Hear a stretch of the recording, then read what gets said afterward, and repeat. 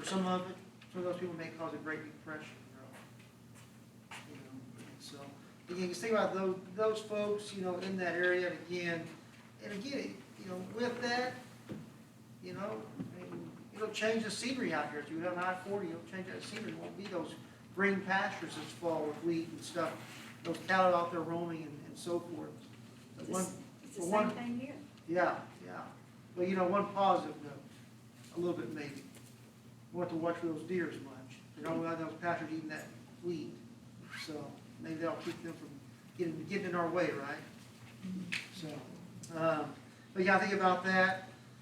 And then also, hey, on Sunday night, okay, so Sunday morning we got Walter Plant, is that correct, Walter Plant? And then Sunday night, no church here. We'll be down at the annual meeting in Chickasha. Starts at 5 o'clock, I believe, and at the fairgrounds. And Brother Dick wanted me to ask, if you want to go, let us know so that we can load up in the van if you want to. Load up in the van and go down there and just, maybe want to see what's happening in our association and stuff, and what the plans are and all that kind of stuff. There will be a meal there, so I don't know what exactly. There will be a meal there, okay? So there's just those two things. So what we're going to do tonight is this is a thing I've heard this several times and been trained in how to train people in this. We're going to look at a thing called listening evangelism. And again, after last week, he was talking about us, reaching the lost and stuff, and stuff. And this is just where God has said, "This is what I want you to share." Okay, and so they're used to hearing the Bible, they're used to hearing some scripture. But this will be some scriptural stuff, and again, help us to witness to people. And this is not, this is designed more for young people, how to share with them. But I think it's good for all of us. And I'm going to read this really quick. Everyone's glasses on in case we don't get lost. But this is not on a slideshow. But it says, in a world where so many people want to be heard, you can learn to serve the people around you by becoming a great listener. In our time together, we will focus on the simple skills anyone can learn to make an immediate impact in the world. We will also combine the International Mission Board's method of storytelling with our listening skills to form an easy and comfortable way to tell this God's story to those places in your path. Okay? So, listening evangelism. Okay? Again, this is not. And again, the main thing is the top line, the listening part. Okay, the listening part. Okay, I don't know what I got to do, but I do that. Okay, man, I did good. All right, so hey, any cup? I got one, yeah. That's what I want. Okay, so one thing that's important for us is we live in a culture where most people are telling their stories, but few people are listening. Okay? I mean, I'm guilty of it. One of the things in this is a lot of times, again, when somebody tells their story, what are we doing? We're thinking of our story that it's the same as theirs or better, right? And I got to share mine. They share their story. I got to share my story. And what happens a lot of times? And we're going to get to this too, but we miss their story. Okay? And so that's one thing important, again, again, I better quit. We're going to jump ahead here. Okay? When you become a person who listens, you become an incredibly important person in our culture. Because people know you listen. They know you hear them. And you know what? One of the things that happens too is they see you, they come to you. And they become attached to you sometimes. Because they can trust you in that. Okay? Our goal is to see every person as someone uniquely created by God. Hearing their story helps us understand the journey they have been on. It's one of those things is that, it's easy for me, and I'll share a couple of different things here. It's easy for me to be friends with an alcoholic that I've known for 40 years. But the alcoholic I haven't known for 40 years, you know what? It's easy for me to look down upon him. And so, that's one of the things, again, And so that's the thing, it's kind of saying here is, you know what? Things change sometimes once we hear somebody's story. You know, again, when I go and meet this alcoholic over here that I've never known, and I meet him, I hear his story, hear what's going on in his life. But you know what? I have a love for him, a compassion for him. But before I met him, what? I looked down upon him. But now, man, I've heard his story. I know what he's going through. I know, some things. And so, you know what? I may have some more compassion for him than I had before. And so, again, hearing somebody's story, I got our old pastor at Sweetwater, he used to always, I'd walk in, he goes, so, what's your story? I don't know. And he just wanted to know what's happened, what's going on in your life right now. And he'd always say, what's your story? And again, he just wanted to hear what's happening, what's going on. Okay? And so, and Mr. Rogers, come on, Mr. Rogers, come up here. Mr. Rogers said this, it's possible to learn to love every person once you've heard their story. And I believe that's true. I mean, once you get to know somebody and you get to see, man, what's behind them, it changes everything about your thoughts about them. A lot of times. I will say a lot of times. Sometimes it may not, but a lot of times it will. We need to learn how to create a comfortable environment where people will feel free to share as much of their life story as they want. Okay, so again, create the environment where they want to share. Okay, about their life. We're going to get into some stuff here in just a minute. I know it seems like he's just buzzing through these. Listening techniques are not difficult, but they are not our default. Okay? You will not ask my wife's opinion on that? Or anybody else's spouse, right? Amen. That's right. We will have to restrain ourselves, become listeners rather than talkers. Okay? And so again, that's a difficult thing. That's what we're talking about here. And so again, here's what we're going to do. We're listening evangelism. This is how this works. Okay? Go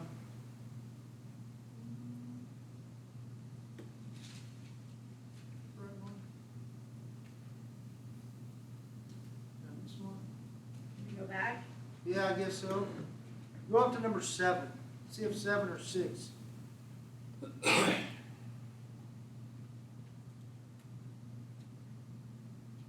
That's the first one. It's just back one. Okay. Yeah. Okay, that's fine. We'll go on. The key to what we will learn will be to practice it. Okay? Not difficult or difficult, but often listening is not our default. Okay? So, one thing is we're going to initiate conversation. Who likes to talk to a stranger? Oh, I do. You do? Oh, I do.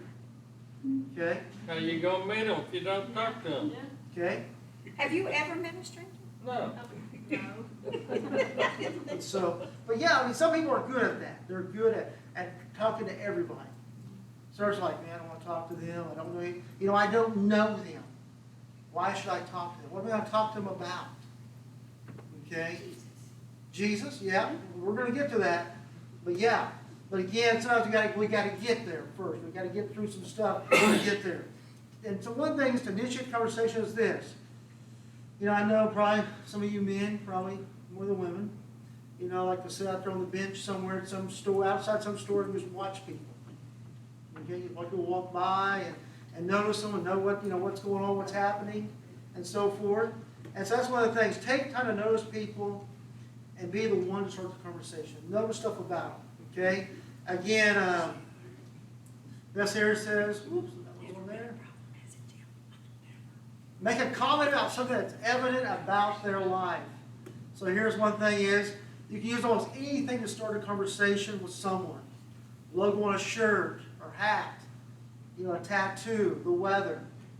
Maybe it's a ring. I know some ladies like, well, is he a ring or a necklace? And notice something about that. And, ask, where did you get that from, What are you limping for? Why? Doesn't really work too well. No, that probably does not. That probably does not work too well. But again, just some things that you notice about them. I'll share this a little bit. The guy who wrote this, Chris Lowry, who was our state BCM director and in charge of the emerging generations, he kind of wrote this up. And so he uses this a lot at restaurants. And he'll use it on the waiters and waitresses and stuff. And he went one restaurant he was at. He noticed this lady had a tattoo of, I think it was some footprints. And so he never got a chance to talk to her, but after they got a meeting, so they're fixing to leave, he went up to her after and goes, "Hey, I see the tattoo on your arm with the footprints. What does that stand for?" And I think it was something to do with her kids or something, her children. I don't remember what this thing was, but something that simple. Okay? And so that's the thing we're talking about here is just, again, you never know what will cause somebody to start a conversation. So again, study them and just, find things that, hey, this is what I'm going to ask a question about. I'm going to ask them something about whatever, maybe it's about their accent. That's a different accent than around here. Where are you from? Okay? And so, all right. So here's the thing on listening evangelism. We talk about your stance, okay? Again, a lot of times we think about talking to people we want face to face, right? Yes, you want face to face? Cheryl, what do you think? I see you shake your head. No? It don't matter. Okay. Well, here's one of the things. They really, in this, they want to say, hey, angle yourself at a 45 to 90 degrees, so kind of like this, and that person would say like this, okay? And kind of why do you do that? Well, because one of the things is and I think if you'll watch me, I'll practice it some. Is this way, when I'm talking to them, if I look this way and I stare at something, you know what? They can turn and stare at that too. Or if I'm looking at them face on, behind them, I'm going. They're wondering, you know what? They're wondering, what's going on back there? Buddy, and then you may lose that person. And so that's why you stand at the 45, 90 degree, just so you can, so then, you know what? Both of you can see what's going on out this way. Nobody's lost in the conversation or distracted from that. Distance. Now let me ask you. Ken, if I come up here and I talk to you and I get right up here, is that a safe spot or what? Yeah, as long as you have bad breath. True. It can feel a little weird though, doesn't it? It feels a little weird. But though, if I stand this far back, we're having a conversation, is that a little weird? Why do you not worry about bad breath? That's true. That's true. Right. And so, but it's kind of awkward that conversation this far apart, isn't it? And so again, they want to say, hey, stand about 18 inches to 4 feet away from each other. That way, you're not in their zone, but you're not too close. You're not in their space. Yeah, you're not in their space, but again, you're not, too far away. So again, that's kind of a comfortable area. And this kind of happened to me when my daughter and I took the kids and went to Wyoming to see my mom. We were going downtown because we had a concert in the park. And so we stopped at a convenience store right close to my mom's house and got us drinks. And there was he was a biker, you could tell. And he was pretty rough looking. But he was sitting out there, had his lawn chair by a picnic table right there in front of the store, and he was reading a book. And he kind of spoke to me when I went in, and I said, well, hello. And so I went in the store, and I came out. He goes, hey, little lady. He says, do you know Jesus? And I said, yes, sir, I do. And we stood there and talked for about 15, 20 minutes. Kids were honking the horns, like, come on, Mom. And so I get in there, and Nick goes, why did you talk to that man? I said, Nick, he actually talked to me first. I said, he asked me if I knew Jesus. And so when we got to where the park was, my mom was there, I was telling her about it, and she rattled off the name. She says, oh yeah, he's just part of this community, and walks around and goes to churches and just, you know, he's rough looking, but he was a really nice guy. Yeah, and so, 6 foot by 4. yeah, that's exactly right. And that's one thing I think through this listening evangelism we've learned, you can't do that. You gotta, but what this does also is, you know, again, it's called evangelism, but you know what? You know, sometimes we go, well, man, you need to go out and tell people about Jesus. And you're like, man, I don't know where to start or what to do. And this is just one of the things here, as we're going to see, it's just a process to get you to that point to where you can, where it's not like you've got to tell them about, you know, right off the bat. Get to know the person, get to find some things in common, and to share, you figure out how to share with them. Okay? Stepping inside this area makes people uncomfortable. We'll talk about that. The handshake. Everybody shakes hands, right? Not anymore. Not anymore. I know. But a lot of times you want to shake people's hands. Again, and you know, there's always that guy, maybe that woman, I don't know, that really wants to let you know they're powerful. And they'll shake their hand as hard as they can to let you know, hey, I'm in charge. You know, and you're like, ugh. And so that's one thing we don't do. So it needs to be firm but not painful. Okay, anybody ever shook the hand of the dead fish hand? The wet noodle. Yeah, the wet noodle. Avoid this. Yeah, don't do the wet noodle. Give it a firm shake. You know, people want to know you're alive. Want to know you care. Want to know you're interested. You know, because again, you'll see. Again, sometimes you'll see people shaking hands, and they just really, I'm going to shake your hand because I have to, but I really don't care. Shake your hand. There you go. Avoid the double-handed shake or limp hand. Okay, trying to impress people. Should last 2 to 3 seconds. So just a short, not a 5-minute handshake. Okay, name exchange. This is the hardest thing, isn't it? The name exchange. Because how many times have you went up there and shook your hand, met somebody, and even after they said it, do you know what their name is? No. Terrible. Every day. That's old age. Thinking now or later. But here's the thing. It says this: listen to their name rather than focus on saying yours. Listen to their name, and maybe it started off with you say your name first, so you can hear their name. Okay, because so you can remember it. Because again, I've done that. I don't do it enough. But again, that waiter or waitress or that person that's helping you in a store or whatever. Do we care about their name? That guy who's helping you at Walmart. Ace, I'm going to say, I said Ace here. Dawn, Dawn. Let me ask you, because you worked out here at Ace. You worked at that other place, the blue place, Lowe's. Is it important? Let me ask you this, and others of you may be the same way. Can answer this question too. But when somebody, customer, calls you by name or as they walk away say, thanks, Dawn, does that make a difference? Oh, yeah. I mean, at Lowe's, I had my name on me, just 35. Yeah. And I just, at Ace, I get my name, you ask my name. Yeah. So, yeah, it's important. Yeah. And so again, same with people. They want to know, it just makes a difference when they know when people they're talking to can say their name back to them. Or say to the waiter or waitress, you mention their name to them. You paid attention, you know my name? You heard me? And so again, focusing on saying their name. Think about a question you can ask about their name. I think, Ken and Dawn sitting around each other. Is Ken your name, or is that a shorting for Kenneth? Or Kenny, or? All of the above. What about you, Dawn? Yours is Donald. So again, you find out those information that find out a little bit more.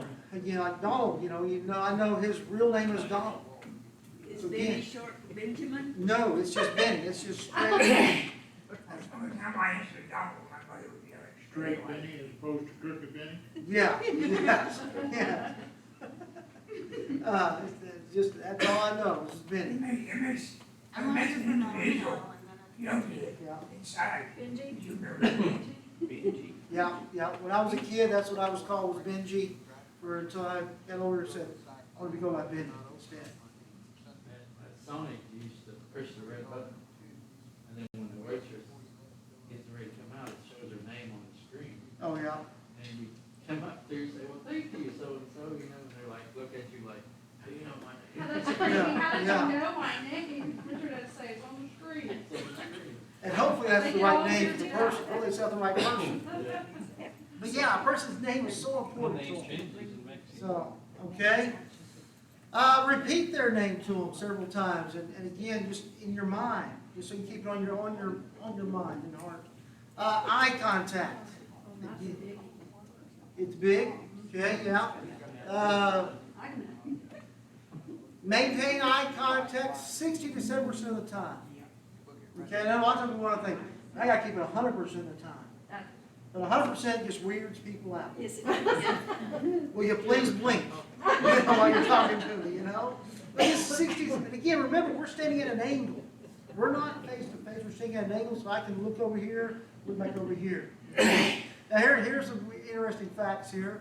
Casual gaze looks straight into the eyes, which is good. Okay? The intimate gaze is when the eyes drop to the mouth or chin area.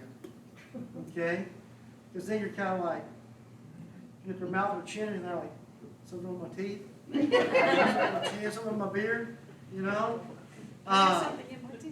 The superior gaze is when the eyes move to the forehead or top of head. Is that his real hair? Is that everyone's real hair? What's going on in there? Yeah. It doesn't have any hair. How'd he go bald so early in life, you know? So again, those different gazes kind of give people different thoughts and ideas. But again, just looking at them, and then, you know, you can turn away and relax, and then look back. Both of these create discomfort and should be avoided. Okay, I'm going to review this really quick. Use the following question to review the material just covered. I think I was going to move it. What are some ways to initiate a conversation? Comment on something evident in their Get life. that box off of that real tall shelf. Yes. Yeah. You know, ask a question. Just ask a question. Comment on something evident in their life. You know, again, depends on who you are. You know, man, I really like your red hair. You know, again, I would never say it to somebody. What's my wife? Okay. But again, you know, She just, doesn't have red Exactly. we'll move on. hair. Today, I'm home, stop this. I know. Stance. Which way do we face? We face each other at a 45, 90-degree angle. Okay? Again, just relax, comfortable. We don't have to stare each other down. We can look at other things. What is a comfortable stance for most Americans to stand and talk to one another? 18 inches to 4 feet. So again, that Like was 6 foot. 6 foot. Well, Oh, that's what they say. You know, Then you have to talk really loud. yeah. You know, I'm gonna chase a rabbit really quick. I took my mother to the orthopedic doctor in Oklahoma City at OU Physicians the other day, and there was this lady that she was wearing a mask, and, you know, we all had to wear a mask, but she had a mask on, and she would walk over to the x-ray area and say, "Did you say my name?"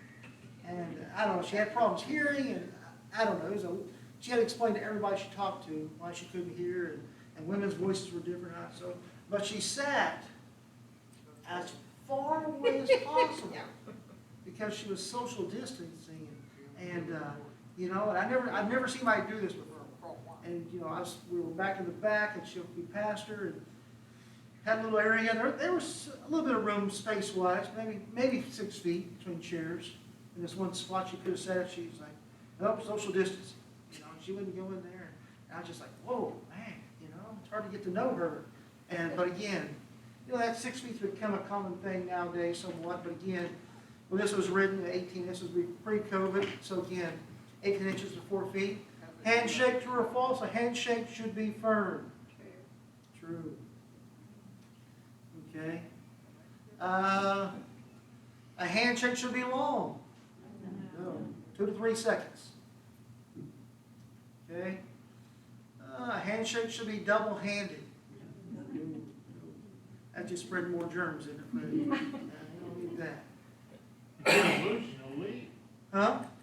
If you're gonna lose, they'll leave. That, that's maybe true for some people, though. What are good ways to remember names?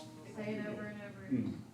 Listen carefully, repeat it, ask a question about it. Okay, ask those things. Try to use the association. So, Association. They So- didn't mention that, did they? association, yeah.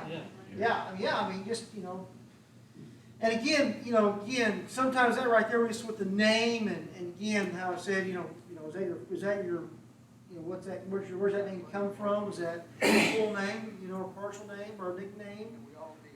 Or, they may say, well, that's my middle name. Well, what's your first name then? That's what them officers ask, don't they? Well, what's your first name? I don't know what your first name is, right? I don't care what your middle name is. If they're going by their middle name, they don't want you to know their first name. Could be. Exactly. Yeah. That's not necessary. Nearly all your. Middle name. Last name was So, Really? The- I don't tell. That's what you told us? all right, let's see. What percentage of time should you make eye contact with a person you're having a conversation with? 60 to 70%, yeah. Yeah, Okay, so you don't look at everybody.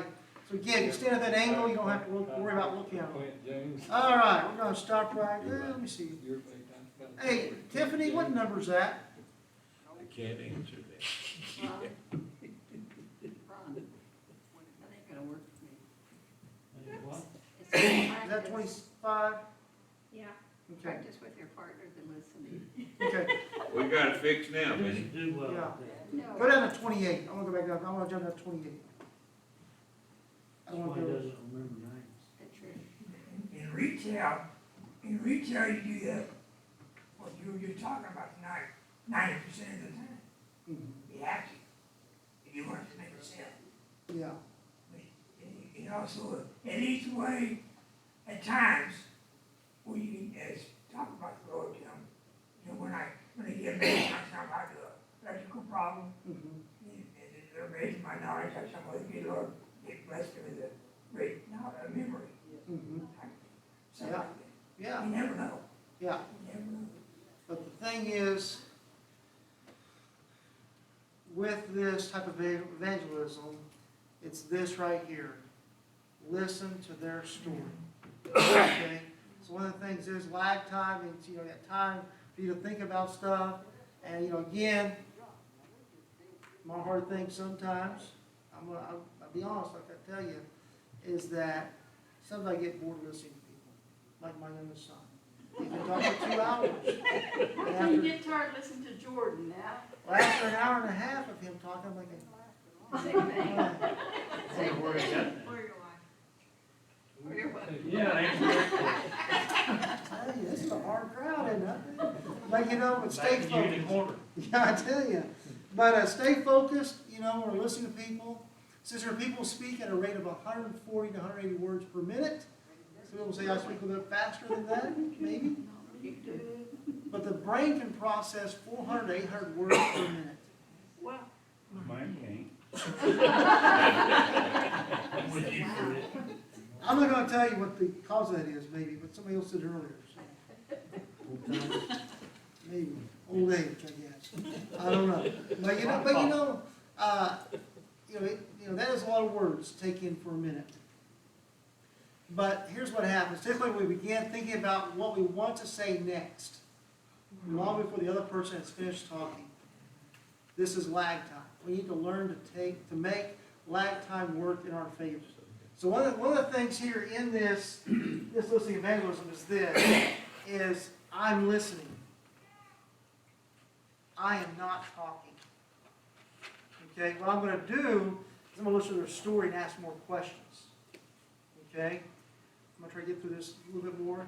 Ask a question, then listen for information you can use to ask your next question. Okay, they may say, well, my family and I went on a vacation last week, and so that's where I got this tattoo at. I'll just use that for an example. oh, you have some kids? She didn't say she had kids, did she? But she said family. That means there's a possibility there's kids involved in that. You know? So you could ask about her kids. And you know, again, she's going to share about her kids. Yeah, but Maybe. you might get a sob story out of that. You might get a sob story, but again, you're finding out more about her Right. and her story. But you may be opening up a whole. You nother could. can of worms with her. You could. And so, yeah. But again, some people, but you know what? With that, that may open up a chance, again, she needs to share with somebody what's going on in her life. And again, we made it a woman now that we're talking about. But again, and I'm just saying that, you know, again, because we've said that. But again, she needs to share with somebody what's going on in her life. Okay? It can And be the make, same way with the male. yeah, it can be, yeah. And, but you know, but the thing is too, though, now I've asked about her kids, and you know what? Maybe so she wants to hear about her kids, or she wants somebody to know about her kids. That's important. And so the thing is, we're slowly again and again opening up a can of her story. Can of worms. Well, I mean, I could have, but you know, it's a can. It's her story and her can, you know, or person's can. And you know what? Someone want to share. If anyone want to know, hey, you know what? Somebody wants to see what's inside my can, my story of my life. Is that like asking somebody how they feel today and you really don't want to know, but then they start telling you? Yeah. That's true. That's true. They're going out. And then you can't get away from it. That's right. But Break again, the lock. But again, in this, our desire is to evangelize. And so again, we know, hey, you know what? Because again, hopefully in this process, we are asking God to reveal somebody to us to minister to evangelize to. Okay? And so, you know, hopefully God give me the eyes to see somebody that I need to talk to today. And you think, when you're looking around, man, I don't see anybody. And God, give me somebody I can ask a question about. Show something in their life that I want to ask them about. Okay? And so again, you're asking God to reveal these things. And so again, trusting God to know that, hey, He's in control of this. All right? Because, you know, we have a world, just as we started off with in this thing, that we have a world that is desired for somebody to listen to them. We have many students, kids that are wanting somebody to listen to them. And you know, for some, you know, and I say listen, you know, some people just want people to know their name, to know that they're a real person. It's like Eddie mentioned a while ago, asking somebody how they feel, and you really don't want to know. Well, if you're not sincere about a question, don't ask it. Because sometimes that's the only thing that comes to your mind when you see someone. It's like, Well, I'm going to say this, you don't tell me if I'm wrong or not, but it seems like that's just kind of a common courtesy, isn't it? To ask that question. Well, how are you doing? You know, it's just something that, you know, everybody asks that. And so again, it just comes out. Hey, how are you doing? How are things going? And again, you know, I'm like Eddie, you know, there's times, man, I need to go. I need to be doing stuff. I've got plans. I came here to grab just one thing off this shelf, and I'm out this door, I'm going to pay for it, and I'm out the door and back to what I'm doing. I didn't come desiring to spend 30 minutes listening to somebody. but God put that person there for a reason. That's right. And you ask them about Jesus, and you'll find out right quick whether they're receptive or not, because if they're not, they'll leave. Yeah, yeah. And so, and again, yeah, they will. That is a thing. And If they're again, not, then you've got somebody you can talk to. yeah, yeah. But again, just find those questions to find out how, you know, how can I steer my way into a conversation evangelistically? That, you know what, I'm on the same level. I'm earning the right to share with them. You know, because again, they want to, you know, again, what is this phrase? People don't care what you know, until they know how much you care. We talked about this a little bit in Sunday school a couple of weeks ago. I'll tell you something else that stops a lot of people from taking these steps is because they're afraid they'll be asked a question they can't answer.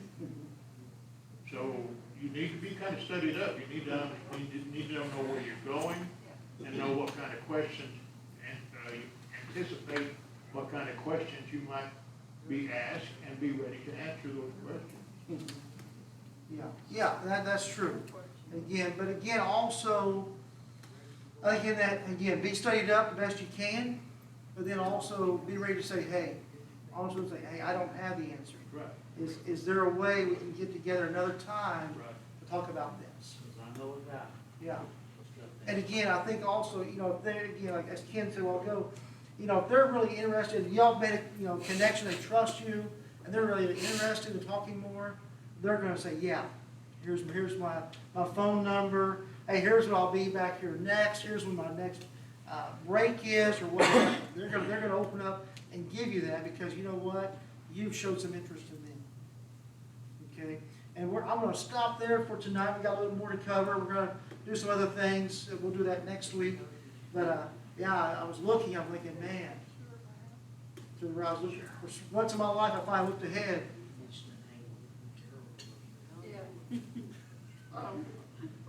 I can't even get Harold here on Wednesday night. Well, he works hard all day long. He does. He's been out until 1 o'clock this morning. So Yeah. He was stuck out there I'm not sure. on the highway in that hot truck.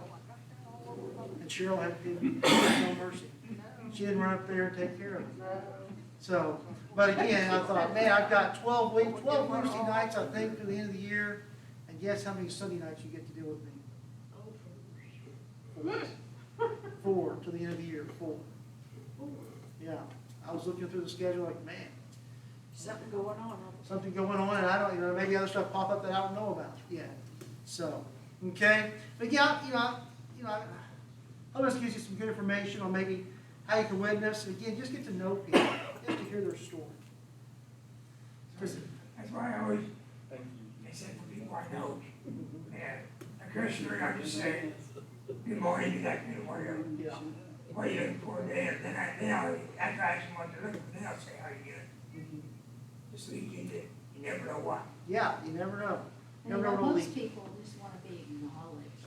They Yeah. just want to know that someone is taking time out of their day to speak to them. And, when you walk away from that conversation, that you have made that person's day, or they've made your day, Yeah. you know. Yeah. It's a huge thing. I know in my life, sometimes it's a huge thing. So, let me pray for us because I've kept you 5 minutes late. Please forgive me. Bad habit. Yeah, I know. Dear God, just come and thank you for this day, thank you for this night, God. But I pray also, God, for this world. There's so many things going on in our world, God. Lord, I pray, God, again, as we talked about last week, looking for lost people, and again, as we look tonight here, how to just listen to the heart of people. Find out about them, Lord. Find out where they're at, what's going on in their lives. We're also using that as a way, Lord, to share you with them, God. And I pray, God, we would desire to have conversations with people. We got to pray also, God, just again, as was said, and I mentioned it earlier too, God. I pray for rain on our land, God. We are so dry. But Lord, you know this. But God, I pray you'd hear our hearts cry, God, that, Lord, this is devastating to so many people in our area, but also just around our country also, God. I do pray also for the people in Florida, Lord, who are dealing with the aftermath of this hurricane, and Lord, those who are fixing to feel some effects of the hurricane, God. Pray you be with them. But God, I pray most importantly, God, that we that are here today, God, in this room, Lord, our desire would be to see where you're at work at, join you there, God, and be obedient to your call. In your name I pray. Amen. Amen. Thank you for not throwing the eggs or tomatoes. I didn't bring any.